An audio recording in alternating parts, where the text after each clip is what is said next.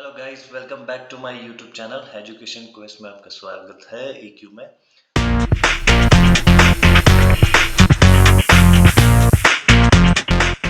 तो जैसे कि लास्ट टाइम मैंने आपको बताया था कि मैं आपके लिए सेकंड चैप्टर लेके आऊँगा।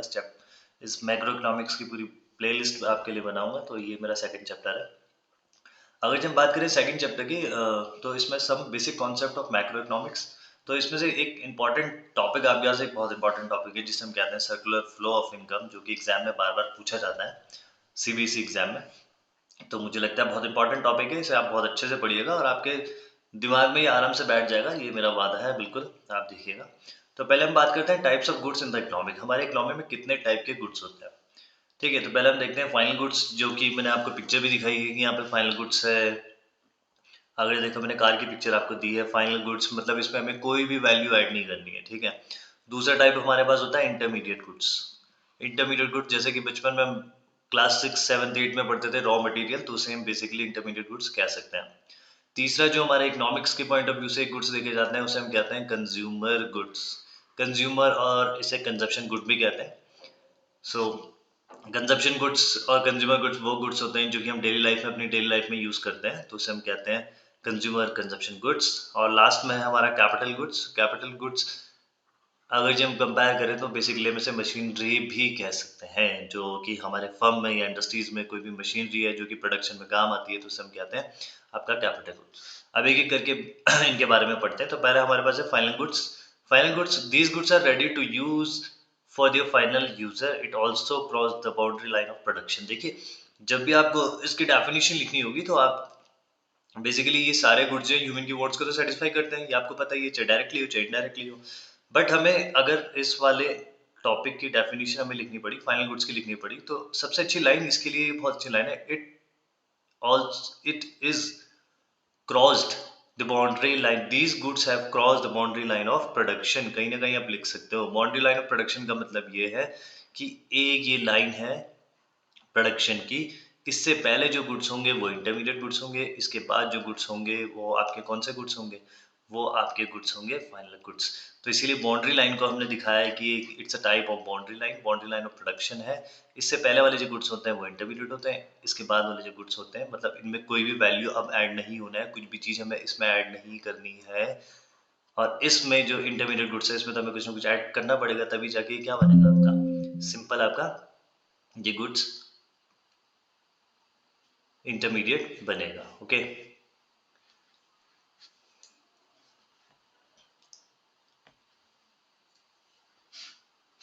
फिर उसके बाद हम बात करते हैं इंटरमीडिएट गुड्स की। सॉरी, इससे पहले बीच में थोड़ा स्लाइड में दिक्कत आ गई थी।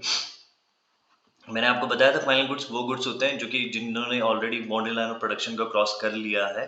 ओके, बाउंड्री लाइन प्रोडक्शन एक इमेजिनरी लाइन है जिसको हम डिवाइड करते हैं कि इससे पहले आप क्या देखो, इससे पहले आपका क्या आएगा, इंटरमीडिएट गुड्स आएंगे, ठीक है। एक लाइन है जिससे पहले जो गुड्स होंगे वो इंटरमीडिएट गुड्स होंगे और उसके बाद जो गुड्स होंगे वो फाइनल गुड्स होंगे। तो फाइनल गुड्स वो होते हैं जिन्होंने बाउंड्री लाइन को क्रॉस कर दिया है, जैसे कि सलमान खान ने बजरंगी भाईजान में तारों को क्रॉस कर दिया था तो पाकिस्तान में पहुंच गए थे। वैसे भी ये वो गुड्स हैं जिन्होंने तारों को क्रॉस करके फाइनल गुड्स बन चुके हैं। और ये वो गुड्स हैं जो इससे पहले वाले जो गुड्स हैं उन्हें कहते हैं इंटरमीडिएट गुड्स। तो हम कह सकते हैं दोनों को डेफिनेट कर सकते हैं कि बाउंड्री लाइन को जिसने क्रॉस कर दिया वो फाइनल गुड्स है, जिसने बाउंड्री लाइन को क्रॉस नहीं किया वो कौन से गुड्स हैं, इंटरमीडिएट गुड्स। और ये लाइन आपको सब में लिखनी है कि these types of goods are satisfy the human want directly। ये वो गुड्स हैं जो ह्यूमन की वांट को क्या करते हैं, डायरेक्टली सेटिस्फाइड करते हैं।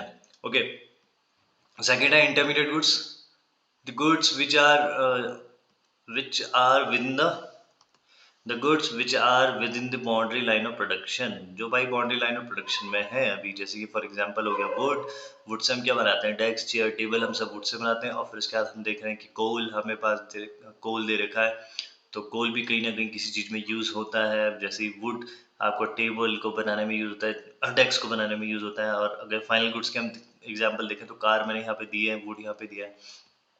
अब तीसरे अगर से गुड्स की बात करें तो कंजप्शन गुड्स हैं जिसे हम कंज्यूमर गुड्स भी कहते हैं। So these goods are also ready to use and these, sorry यहाँ पे गलती होगी, दीज होना चाहिए था। These goods are directly satisfied the human wants, ठीक है। ह्यूमन की वांट्स को क्या करता है, जो डायरेक्टली सेटिस्फाइड करता है उसे हम कहते हैं कंज्यूमर गुड्स। जैसे आप कोई भी गुड्स अगर जो एक दिन में यूज कर रहे हो, मैगी खा रहे हो, पेप्सी पी रहे हो, कोल्ड ड्रिंक पी रहे हो, कोक पी रहे हो, या कुछ भी चीज आप कंज्यूम कर रहे हो, तो उसे हम कहते हैं कंज्यूमर गुड्स। ओके, फिर इसके हम बात करते हैं लास्ट गुड। ये जो हमारे पास लास्ट टाइप के गुड्स होते हैं इन्हें हम कहते हैं कैपिटल गुड्स। कैपिटल गुड्स इसीलिए इन्हें कहा जाता है, कहीं ना कहीं ये गुड्स हमारी फर्म में क्या करते हैं, हमारे लिए कैपिटल जनरेट करते हैं। कैपिटल मीन्स पैसा जनरेट करते हैं। तो सिंपली जो इसका एग्जांपल है वो है मशीनरी और buildings. Okay, these goods are used in the production process. ठीक है, प्रोडक्शन के प्रोसेस में ये गुड्स यूज किए जाते हैं। भाई अपने घर में तो हम मशीन लगाएंगे नहीं, कोई प्लांट अपने घर में तो हम लगाएंगे नहीं। ओके, तो ये फर्म में लगाए जाते हैं ये गुड्स, और कहीं ना कहीं इन गुड्स से फर्म का पैसा क्या होता है, जनरेट होता है। अब हम बात करें फाइनल गुड्स की, तो फाइनल गुड्स को भी दो गुड्स में कैटेगराइज, तो इनके दो यूज होते हैं, दो यूजर होते हैं बेसिकली। अगर से हम देखा जाए कौन कौन होते हैं, एक तो consumer, we are the consumer if we are purchasing anything. अगर हम कुछ भी परचेज कर रहे हैं so we are consumer. But purchase तो क्या, परचेज तो प्रोड्यूसर भी करता है। तो इसीलिए दो इन फाइनल गुड्स को कैटेगराइज किया है, एक तो कंज्यूमर के कि भाई कंज्यूमर कैसे किस गुड्स को यूज करता है, और प्रोड्यूसर किस गुड्स को कैसे यूज करता है। Okay, so the goods which are ready to use by the consumer for their direct satisfaction, वो गुड्स जो कि कंज्यूमर के यूज के लिए और उसको डायरेक्टली सेटिस्फेक्शन देते हैं, तो उसको हम कहते हैं फाइनल कंज्यूमर गुड। जो भी गुड्स कंज्यूमर यूज करता है उसे हम कहते हैं कंज्यूमर गुड्स। फाइनल गुड्स की अगर जब फाइनल प्रोड्यूसर गुड्स की अगर जब हम बात करें, so the goods are ready to use by the producer. ये वो गुड्स होते हैं जो कि प्रोड्यूसर यूज करते हैं। ओके, बट कहाँ यूज करते हैं, in the process of production या फिर इन द प्रोडक्शन प्रोसेस, जो प्रोडक्शन के प्रोसेस में यूज कर सकते हैं। बेसिकली अगर से हम यहाँ पे देखें तो हमारे पास मशीनरी आ गया, प्लांट आ गया, मशीनरी आ गई, ये सब टाइप के जो गुड्स होते हैं वो प्रोड्यूसर के गुड्स होते हैं, है ना। हम कह सकते हैं कि जितने भी गुड्स होते हैं वो प्रोड्यूसर गुड्स कहला सकते हैं, लेकिन जितने भी प्रोड्यूसर गुड्स हैं वो कंज्यूमर गुड्स नहीं होंगे। ओके ओके, सो बेसिकली इस वाले टॉपिक को थोड़ा ध्यान से पढ़िएगा।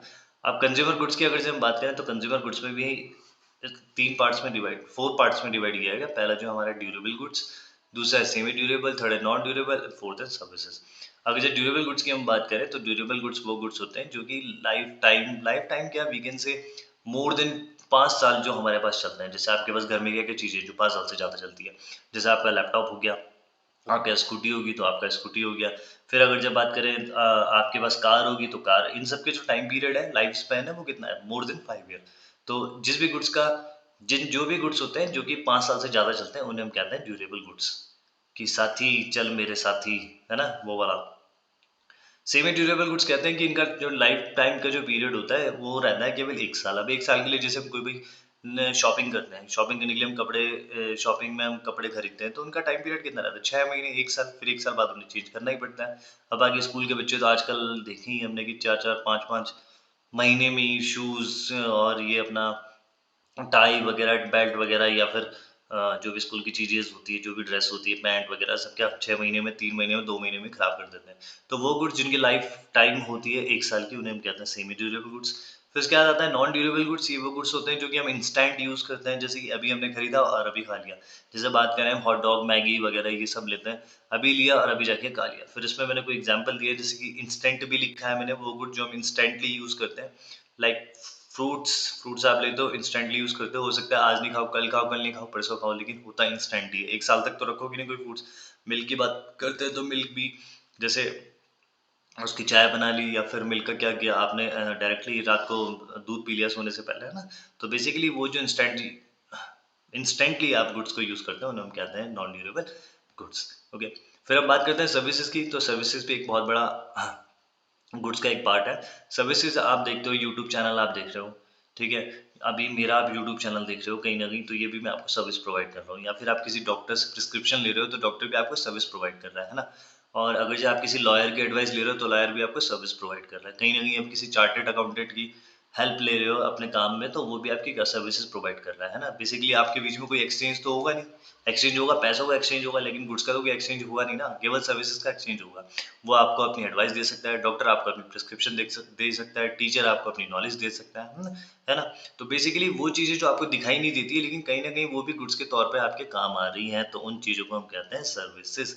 ओके, सो कंज्यूमर गुड्स हमारे पास 4 टाइप के होते हैं, एक होता है ड्यूरेबल, एक होता है सेमी ड्यूरेबल, एक होता है नॉन ड्यूरेबल, एक होता है सर्विसेज। तो सर्विसेज की अगर हम बात करें, so these are those goods which can not be touch or which can not be seen. हम इन्हें टच नहीं कर सकते, देख भी नहीं सकते, बट इनकी सर्विसेज को हम फील कर सकते हैं। We can feel, only we can feel, है ना, दिस टाइप्स ऑफ गुड्स।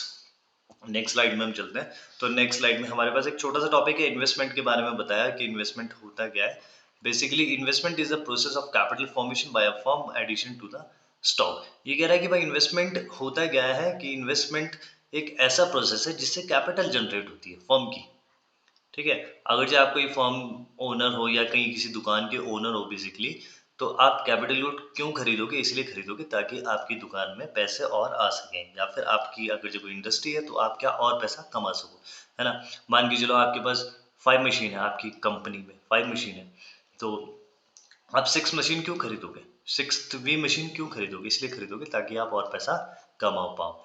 तो इसलिए ये दो चीज इसमें कह रहा है कि भाई एक तो क्या करेगा, इन्वेस्टमेंट मतलब होता है क्या है कि कहीं ना कहीं कैपिटल फॉर्मेशन होती है बाय फर्म और एडिशन टू अ स्टॉक, जो आपके पास ऑलरेडी, अगर जो आपके पास मान के चलो 1 2 3 4 5 मशीनरी थी आपके पास, और इसमें आपने क्या करा, सिक्सवीं मशीन खरीदी, सिक्सवीं मशीन खरीदी, तो इसमें आपके स्टॉक का क्या हुआ, स्टॉक भी आपका बढ़ा, ठीक है। और कहीं ना कहीं इस मशीनरी के आने से आपका मान के चलो पहले 5 मशीनरी में 1 लाख रुपए जनरेट होता था, 1 लाख जनरेट होता था। अब 6 अगर जो मशीनरी आ गई तो कहीं ना कहीं इस पैसे में भी क्या इंक्रीज होगा, तो कैपिटल भी जनरेट होती है और कहीं ना कहीं स्टॉक भी जनरेट होता है। वो कह रहा है कि प्रोड्यूसर होता है, प्रोड्यूसर 2 टाइप के इन्वेस्टमेंट करता है, कौन कौन से, फिक्स्ड इन्वेस्टमेंट और दूसरा कह रहा है inventory investment. Basically fixed investment की बात करें, so the increase in the stock of fixed asset.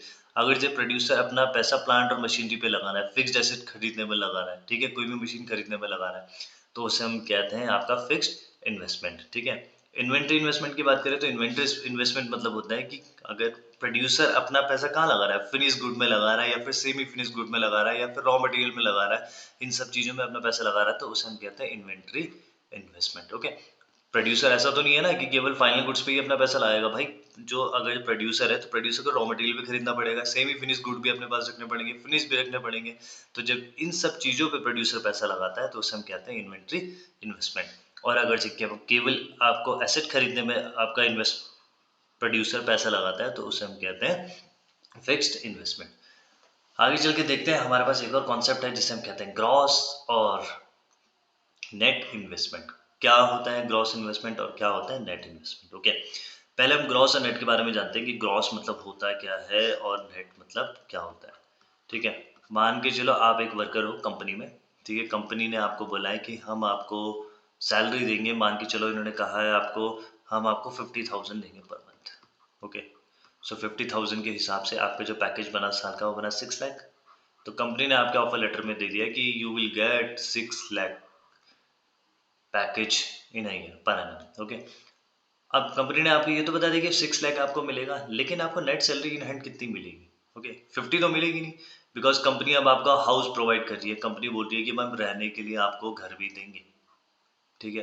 अब घर देंगे तो घर का इलेक्ट्रिसिटी बिल आएगा, और आपको रेंट देना पड़ेगा, इलेक्ट्रिसिटी बिल आएगा, पानी का खर्चा आएगा, और कहीं ना कहीं अगर जो आपका डिश वुश लगा होगा घर में, केबल वेबल लगा हो तो उसका खर्चा आएगा, ठीक है। तो बहुत सारी चीज़ें हैं जो कि कंपनी को पे करना पड़ता है हमें बाद में। मान के चलो आपका 1000 का ये आपका हाउस रेंट हो गया, फिर उसके बाद आपका 2000 का आपका इलेक्ट्रिसिटी बिल आ रहा है, ठीक है। मान के चलो अदर चार्जेस आप 1000 मान लो, तो 50 में से कितना डिडक्ट हो गया, 2 to 4, तो आपको नेट कितना मिलेगा, 46,000।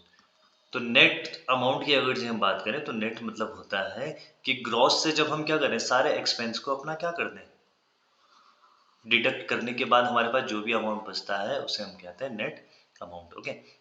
मैंने आपको ये एग्जांपल बताया कि अगर आपकी सैलरी कहीं आपको 50,000 मिल रही है, आपको बताया गया है कि आपकी सैलरी 50,000 होगी, लेकिन आपके अकाउंट में 46,000 आ रहा है, तो उसमें जितने भी एक्सपेंस थे वो एक्सपेंस अगर जब हम ग्रॉस से माइनस कर दे तो हमारा क्या बचता है, नेट अमाउंट, ठीक है। नेट इन्वेस्टमेंट, नेट अमाउंट, फिलहाल मैं अमाउंट की बात कर रहा हूँ, फिर इन्वेस्टमेंट की बात हम बाद में करेंगे, ओके। सो अभी आपका जैसे आप 12th पास होंगे या 12th के एग्जाम देंगे, फिर उसके बाद अच्छा कॉलेज आपको मिलेगा, फिर अच्छी जॉब मिलेगी, तो आपको ज़्यादा बेटर समझ में आएगा था what is the difference between gross and net, क्योंकि आपको ग्रॉस सैलरी बताई जाएगी और फिर नेट अमाउंट आपका क्रेडिट कितना आपके अकाउंट में होता है, तो उससे आपको पता चलेगा भाई ये मेरी ग्रॉस है और इतनी मेरी नेट है, ओके। अब आगे बढ़ते हैं, तो ग्रॉस इन्वेस्टमेंट की बात है। सो expenditure during the year on the fixed asset plus inventory stock, ठीक है। जितना भी हमारा खर्चा होता है किस पे, फिक्स्ड एसेट खरीदने में और इन्वेंटरी स्टॉक करने में, तो उसे हम क्या कहते हैं, ग्रॉस इन्वेस्टमेंट। अब नेट इन्वेस्टमेंट किसे कहते हैं भाई, ये सब चीजों को प्लस कर दो, ठीक है, ये सब चीजों को हम प्लस कर देंगे और इससे अगर हम माइनस क्या करेंगे, डेप्रिसिएशन, अगर जो डेप्रिसिएशन को हम माइनस कर दें, ग्रॉस इन्वेस्टमेंट से हम डेप्रिसिएशन माइनस कर दें, तो हमारा क्या निकलेगा, नेट इन्वेस्टमेंट। ओके, अब एक और चीज मैं आपको बताता हूँ, ये हमारे पास है ग्रॉस, मैंने पहले बताया कि जितने सारे एक्सपेंस होंगे, अब हमारे पास ग्रॉस है, ग्रॉस एक, उसके बाद क्या है, फिक्स्ड एसेट, कोई भी एक प्लांट है, ये मशीनरी हो गया, इस मशीनरी को 1 साल हो गया, फिर 2 साल हो गया, 3 साल हो गया, 4 साल हो गया, 5 हो गया, 6 हो गया, तो भाई कहीं ना कहीं हमें इसकी मेंटेनेंस रखनी पड़ेगी। ओके, सो इसके मेंटेनेंस में मान के चलो 5 साल में 10,000 रुपीज लग गए हैं इसकी मेंटेनेंस में, और इसकी जो कॉस्ट थी, हमने जो मशीनरी खरीदी थी वो हमने खरीदी 1 लाख की,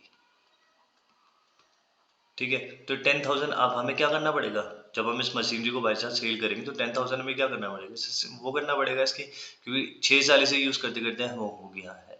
ओके, जब हम किसी चीज को बार बार यूज करते हैं तो उसकी value day by day decrease होती है, ठीक है, तो डिक्रीज होने के बाद अब इसकी वैल्यू कितनी रहेगी, मान के चलो 90,000 रहेगी इसकी वैल्यू, ठीक है।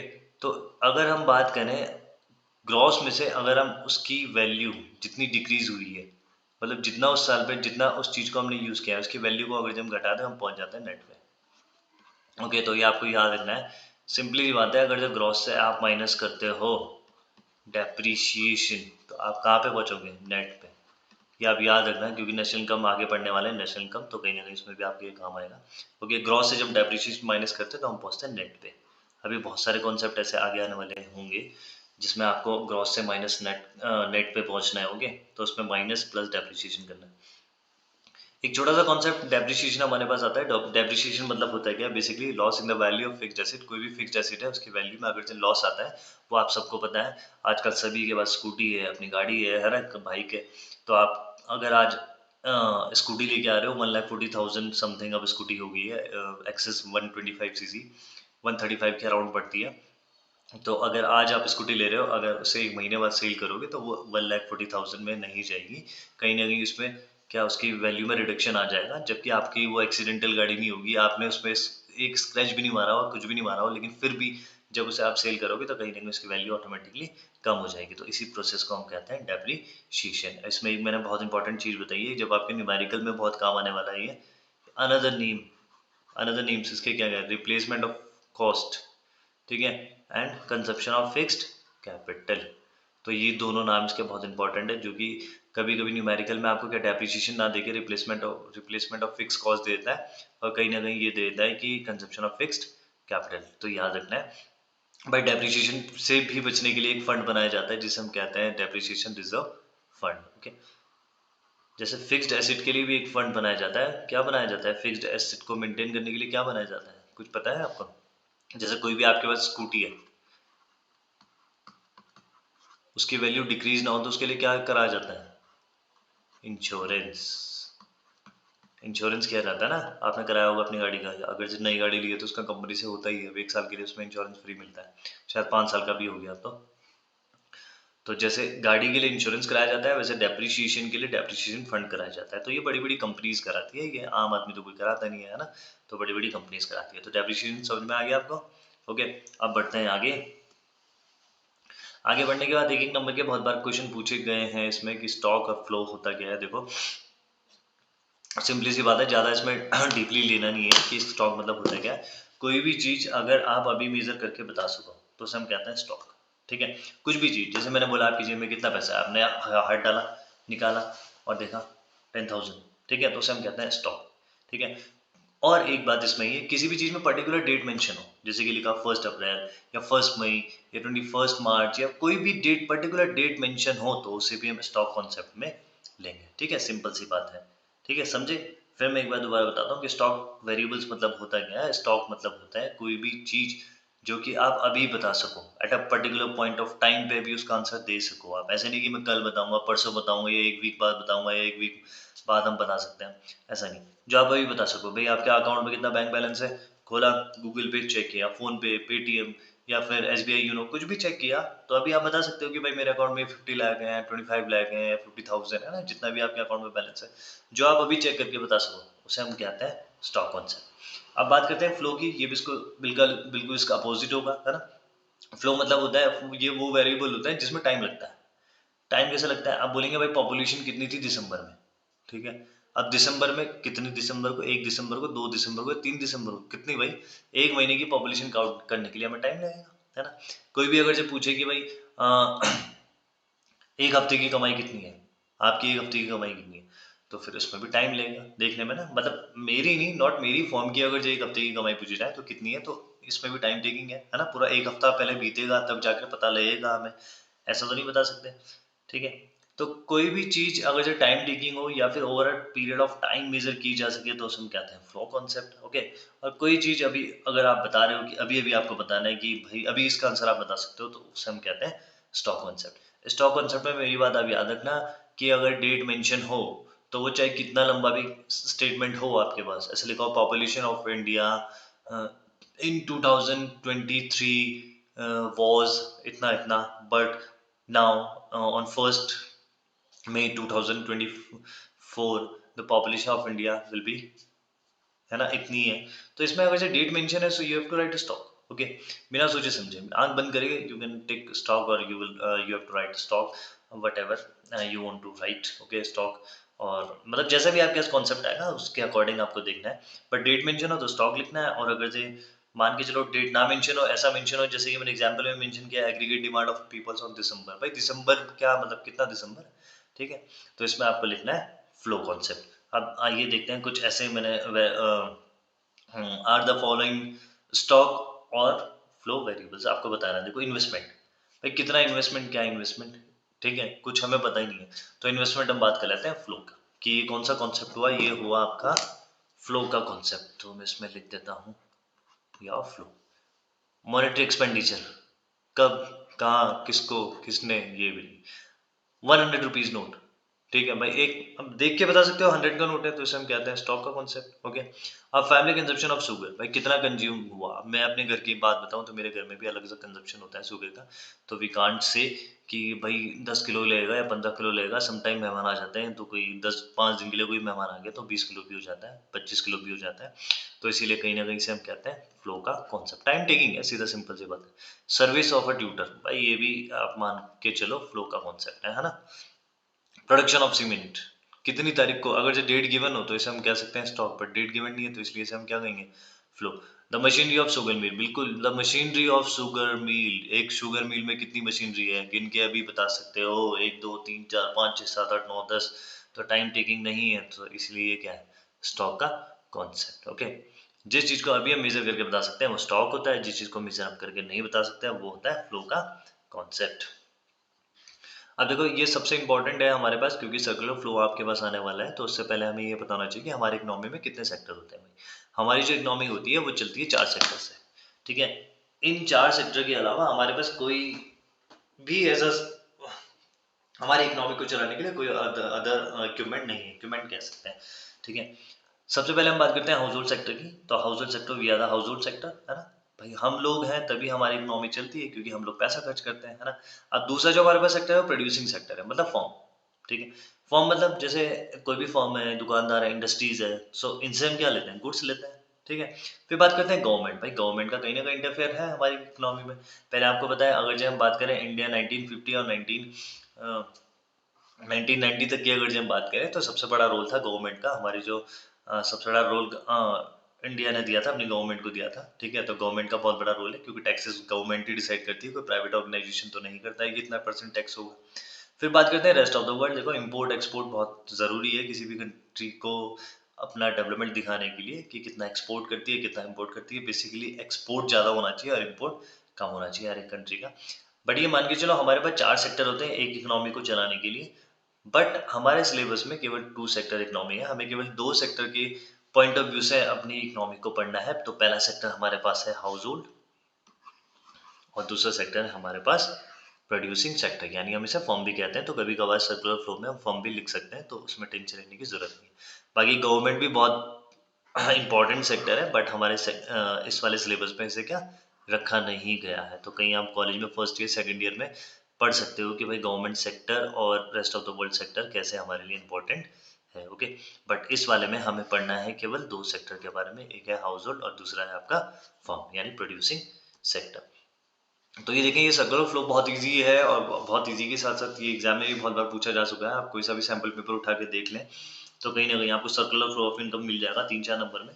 ठीक है, तो पहले हम बात करते हैं हाउस होल्ड सेक्टर की। Okay, household, we are the household sector और फर्म सेक्टर। भाई हमारे बीच में क्या रिलेशन है? अब देखो, हमारे जर्नल की अगर हम बात करें तो हाउस होल्ड सेक्टर क्या करता है? फर्म को पैसे देता है। ठीक है, सॉरी, फर्म हाउस होल्ड को क्या देता है? पैसे देता है। फिर हाउस होल्ड उसे दोबारा खर्च करता है, ठीक है, सामान लेने पे।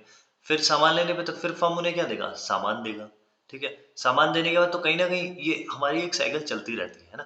तो इसी साइकिल को हम बोलते हैं वैसे सर्कुलर फ्लो, लेकिन अब इसे अच्छे से पढ़ेंगे। मैंने जनरल में आपको बताया। अब मान के चलो, आप आपके नियर बाय एरिया में कोई भी एक फैक्ट्री खुलने वाली है, ठीक है, जिसमें आप मान के चलो कि कम से कम 500 लोगों की जरूरत है। ठीक है, और भाई जब फैक्ट्री खुलने वाली है तो आप मान के चलो कि आपको मतलब आज जो वहाँ की ज़मीन है वो भी सेल करनी पड़ेगी, जिसकी भी ज़मीन होगी। तो सबसे पहले एक फैक्ट्री खुलने वाली है, तो फैक्ट्री वाला आया, ये फैक्ट्री वाला है, ये आया। फैक्ट्री वाले ने देखा, ठीक है, कि मुझे इतने बड़े एरिया में फैक्ट्री खोलनी है, लेकिन ये फैक्ट्री किसकी है? हाउस होल्ड वालों की। जमीन किसकी है? सॉरी, जमीन जमीन जो है ना, ये जमीन किसकी है? हाउस होल्ड वालों की।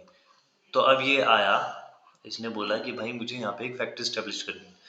तो हाउस होल्ड ने बोला कि ठीक है, फैक्ट्री तो आप स्टैब्लिश कर लो, ठीक है, लेकिन आपको क्या करेगा, हमारे यहाँ से कुछ लेबर्स अपने काम पे रखने पड़ेंगे ना, मतलब हमारे यहाँ के लोगों को एम्प्लॉयमेंट देना पड़ेगा। तो उसने बोला ठीक है। तो बेसिकली जब ये आया तो इसने क्या करा कि यहाँ पे फैक्ट्री बनाना स्टार्ट कर दिया। ठीक है, अब हाउस होल्ड का क्या काम था? हाउस होल्ड ने क्या प्रोवाइड किया? देखो, हाउस होल्ड क्या प्रोवाइड करता है? हाउस होल्ड ने प्रोवाइड किया इन्हें, हाउस होल्ड ने इन्हें सबसे पहले प्रोवाइड किया क्या? फर्म को क्या प्रोवाइड किया? Factor services. याद रखना, फैक्टर सर्विसेज। फैक्टर सर्विस में आता है आपका land, labour, capital and entrepreneurship. Land मतलब जमीन, लेबर मतलब समझ सकते हो काम करने वाले, कैपिटल मतलब पैसा, कहीं ना कहीं इनमें से भी पैसा लगाने वाला होगा, एंटरप्रेन्योरशिप मतलब नाम। ठीक है, नाम भी बहुत जरूरी है। फिर इसके बाद, अब भाई ये तो खुददार आदमी है फॉर्म वाला, तो ये सिंपल इसने बोला मैं किसी को उधार तो रखूंगा नहीं, मैं करूंगा क्या? मैं इसके बदले में आपको कुछ ना कुछ दूंगा। तो लैंड के बदले में इन्होंने क्या दिया? रेंट। लेबर को इन्होंने क्या दिया? वेजिस। कैपिटल के बदले में क्या दिया? इंटरेस्ट। ठीक है, और एंटरप्रेन्योरशिप को इन्होंने यहाँ पे होना चाहिए था प्रॉफिट, वेजेस लिख दिया है, तो यहाँ पे होना चाहिए था प्रॉफिट। ठीक है, तो कभी कभी आपसे ये भी क्वेश्चन पूछा जाता है कि फैक्टर सर्विसेज क्या होती है? तो फैक्टर सर्विसेज मतलब होता है लैंड, लेबर, कैपिटल और एंटरप्रेन्योरशिप। ठीक है, और फैक्टर पेमेंट का मतलब क्या होता है? फैक्टर इनकम भी पूछा जाता है कभी कभी, और फैक्टर पेमेंट भी पूछा जाता है। तो फैक्टर इनकम और factor payment both are same. तो हम कह सकते हैं factor income rent, wages, interest, और ये लास्ट में मैंने लिखा है प्रॉफिट। ओके, ये वेजेस यहाँ पे गलती से लिख दिया था, प्रॉफिट आप लिख देना सिंपली। तो अब पहला काम था हाउस होल्ड का, हाउस होल्ड ने लैंड, लेबर, कैपिटल, एंटरप्रेन्योरशिप दिया। अब फिर फर्म भी खुददार है, तो फर्म ने क्या बोला है कि भाई हम तुम्हारा उधार नहीं रखेंगे, हम तुम्हें क्या करेंगे, इसके बदले में कुछ ना कुछ जरूर देंगे। तो लैंड के बदले में इन्होंने रेंट दिया, ठीक है, इन हाउस होल्ड को। फिर इनमें से जो लेबर थे उन्हें वेजेस दी। फिर कैपिटल का इन्होंने क्या दिया? इंटरेस्ट दिया। और फिर जितना भी एंटरप्रेन्योरशिप था उसको क्या दिया उन्होंने? प्रॉफिट। ठीक है, अब मान के चलो, इन पे क्या आ गया हाउस होल्ड वालों के पास? पैसा। पैसा बोलता है भाई, है ना, यहाँ पे आ गया पैसा। अब इन्होंने क्या करा? भाई पैसा तो खर्च करेंगे, जीने के लिए इंसान को कुछ ना कुछ तो चाहिए। तो इन्होंने पैसा खर्च किया करके, तो उन्होंने खर्चा किया, यानी कंजप्शन एक्सपेंडिचर किया। ठीक है, अब जब उन्होंने खर्चा किया तो खर्चा क्यों किया होगा? अपनी नीड्स को पूरा करने के लिए। तो नीड्स को जब इन्होंने पूरा किया तो इस फर्म ने इन्हें क्या दिया? Goods and services. तो ऐसा हमारा सर्कुलर फ्लो चलता रहता है। तो बिल्कुल डिट्टो आपको डायग्राम बनाना है आपके एग्जाम में, 4 नंबर का पूछा जाता है बिल्कुल, सर्कुलर फ्लो ऑफ इनकम बताओ। ठीक है, तो 4 नंबर में सर्कुलर फ्लो ऑफ इनकम आप इजीली बता सकते हो कि हाउस होल्ड पहले क्या देता है? फैक्टर सर्विसेज, जिसे कहते हैं लैंड, लेबर, कैपिटल और एंटरप्रेन्योरशिप। फिर उसके बदले में फर्म उन्हें क्या देता है, या फिर प्रोडक्शन सेक्टर क्या देता है? रेंट, वेजेस, इंटरेस्ट और प्रॉफिट। फिर जब इनके पास पैसा आ जाता है दोबारा यहाँ पे, ठीक है, तो ये पैसा क्या करते हैं? खर्चा करते हैं अपनी नीड्स को पूरा करने के लिए। खर्चा तो करेगा इंसान, भाई आप भी तो राशन वगैरह खरीदते हो, तो ये भी सेम वही चीज करेंगे, अपने खर्चा को खर्चा करेंगे इसमें, अपनी बेसिक नीड को पूरा करेंगे। और खर्चा करने के बाद फर्म इन्हें क्या देगा? Goods and services. तो इसीलिए वैसे तो 4 सेक्टर होते हैं, बट हम 2 सेक्टर की बात करें तो 2 सेक्टर इकोनॉमी में इस तरह का सर्कुलर फ्लो आपके सामने बनता है। एक छोटा सा कॉन्सेप्ट यहाँ पे इसी के साथ साथ बनता है, जो मैंने लिया नहीं है डीपली। जहाँ पे देखो मनी का फ्लो हो रहा है, अब देखो रेंट मिलेगा, पैसे के वेजेस, कहीं ना कहीं पैसा इन्वॉल्व है, इंटरेस्ट, प्रॉफिट, इन सब में पैसा इन्वॉल्व है, तो इस फ्लो को बोलते हैं मनी फ्लो। ठीक है। और देखो गुड्स एंड सर्विसेज दे रहा है ना, फर्म आपको गुड्स एंड सर्विस दे रहा है, तो उसको बोलते हैं रियल फ्लो। जहाँ पे पैसे का इन्वॉल्वमेंट है उसे हम बोलते हैं मनी फ्लो, जहाँ पे पैसे का इन्वॉल्वमेंट नहीं है उसे हम बोलते हैं रियल फ्लो। ओके। सो इसमें दो मनी फ्लो होंगे और दो आपके रियल फ्लो होंगे। एक तो ये मनी फ्लो हो गया और दूसरा मनी फ्लो ये हो गया। कंजप्शन कर रहा है ना, खर्चा कर रहा है हाउस होल्ड वाला, तो ये मनी फ्लो हो गया। ठीक है। और अगर जो रियल फ्लो की बात करें तो गुड्स एंड सर्विसेज जहाँ पे मिल रही है तो उसे बोलता है रियल फ्लो। ठीक है। एक और रियल फ्लो फैक्टर सर्विसेज जो कि हाउस होल्ड दे रहा है, तो उसे हम कह रहे हैं रियल फ्लो। अब एक चीज और होता है इसमें, इसी में मैं आपको बता दूं, अगर जो कहीं पैसा, अब मान के चलो ये पूरा रोटेशन हो रहा है 1 लाख का, 1 करोड़ का, तो 1 करोड़ पूरा घूमना चाहिए, क्योंकि हमें बताया जाता है कि भाई हमारे इकोनॉमिक में एक भी पैसा लीक नहीं होना चाहिए। ठीक है। तो 1 करोड़ का पूरा रोटेशन होना चाहिए, सेविंग भी नहीं करनी है, जितना पैसा आपके पास आया सारा खर्च करना है। अब होता क्या है, कभी कभी ये पैसा कोई बीच में सेव कर लेता है। ठीक है। जब पैसा सेव कर लेता है तो उसे हम क्या कहते हैं कि भाई पैसे की क्या हो गई, लीकेज। 1 करोड़ पूरा घूमना चाहिए ना, लेकिन 1 करोड़ तो घूम नहीं रहा, किसी ने पैसा अपने पास रख लिया। ठीक है। तो क्या हो गया, पैसा लीक हो गया, या किसी ने सेव कर लिया तो पैसा लीक हो गया, तो उसे हम कहते हैं लीकेज। ठीक है। और कभी कभी ऐसा होता है कि 1 करोड़ का सर्कुलर फ्लो हो रहा है, लेकिन आपने क्या रखा है, ये लड़की जो भाग रही है, इसने अपने पास क्या रखी है, ब्लैक मनी रखी है। तो इसने क्या करा, मार्केट में पैसा करना स्टार्ट किया, खर्च करना स्टार्ट किया। तो 1 करोड़ का था, अब इसने क्या करा, 20,000 और 1 लाख और खर्च कर दिए, लगा दिए, मार्केट में खर्च कर लिया, कैश पैसा कहीं खर्च कर दिया। तो हमारी इकोनॉमी में पता लग जाएगा ना कि भाई 1 करोड़ का रोटेशन था, लेकिन 1 करोड़ 1 लाख कहाँ से हो गया। ठीक है। तो जैसे जब पैसा जाता है तो उसे हम कहते हैं लीकेज। ठीक है। और जब पैसा इंजेक्ट होता है तो उसे हम कहते हैं इंजेक्शन, जो कि मैंने आपको पीछे बताया, लिख के बताया। ठीक है। जब पैसा हमारे पास क्या, it's mean withdrawal from the circular flow, जब सर्कुलर फ्लो से पैसा निकल जाता है तो उसे हम कहते हैं लीकेज। और जब सर्कुलर फ्लो में पैसा आता है तो उसे हम कहते हैं इंजेक्शन। याद रखना, ये कॉन्सेप्ट बार बार पूछे जाता है एग्जाम में कि लीकेज और इंजेक्शन होता क्या है। पैसा जब आता है, इंजेक्शन, आपके इंजेक्शन लगा, बूस्टर लगा था कोरोना, आपके अंदर की दवाई मेडिसिन बिल्कुल अंदर गई और आप बिल्कुल ठीक हो गए, तो उसे हमने कहा इंजेक्शन। वैसे पैसा सर्कुलर फ्लो में अंदर आया तो उसे इंजेक्शन। ठीक है। और अगर जब पैसा किसी ने बाहर निकाला तो उसे हम कहते हैं लीकेज। ठीक है। फिर क्या आते हैं 3 phases of circular flow. Circular flow के 3 फेजेस होते हैं। देखो पहला की फेज की बात करें, प्रोडक्शन, जिसे हम बोलते हैं जनरेशन ऑफ इनकम, कहीं ना कहीं जनरेशन ऑफ इनकम इसे बोलते हैं। फिर दूसरा जो फेज होता है ये होता है इनकम फेज, जिसे हम बोलते हैं डिस्ट्रीब्यूशन ऑफ इनकम। ठीक है। फिर थर्ड फेज होता है जो कि जिसे हम कहते हैं डिस्पोजिशन ऑफ इनकम, जिसे हम कहते हैं एक्सपेंडिचर। ठीक है। कहीं ना कहीं एक्सपेंडिचर को खर्चा करना। पहले प्रोडक्शन वाला क्या करेगा, प्रोडक्शन करेगा तो कहीं ना कहीं इनकम इससे जनरेट होगी, है ना। तो ये प्रोडक्शन करने के बाद आएगा इनकम जनरेशन फेज इसे बोलते हैं।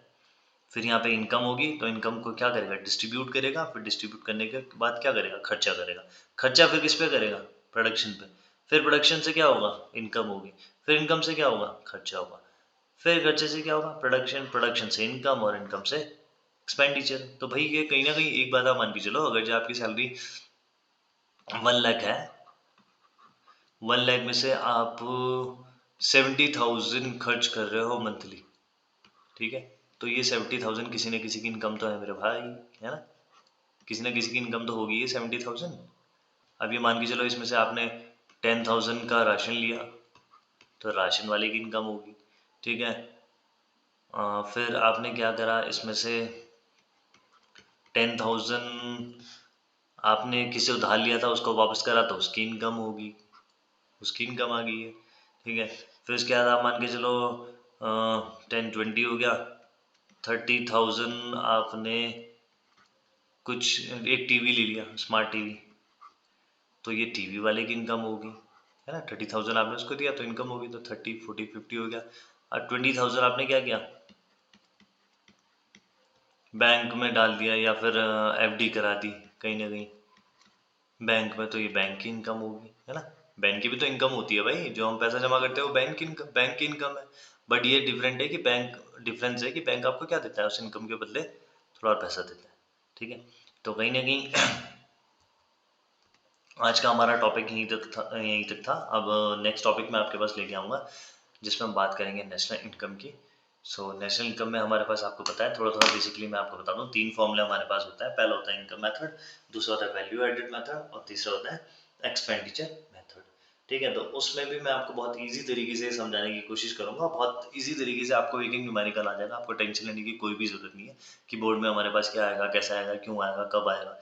जैसा भी क्वेश्चन आया आप 2 मिनट में उसे क्या कर लोगे, अटेम्प्ट करके उसका आंसर भी निकाल लोगे। ठीक है, तो okay, see you, bye bye. हम आपसे दोबारा मिलते हैं अपने EQ चैनल पे नेशनल इनकम के साथ। उसमें मैं आपको न्यूमेरिकल सॉल्व करके बताऊंगा।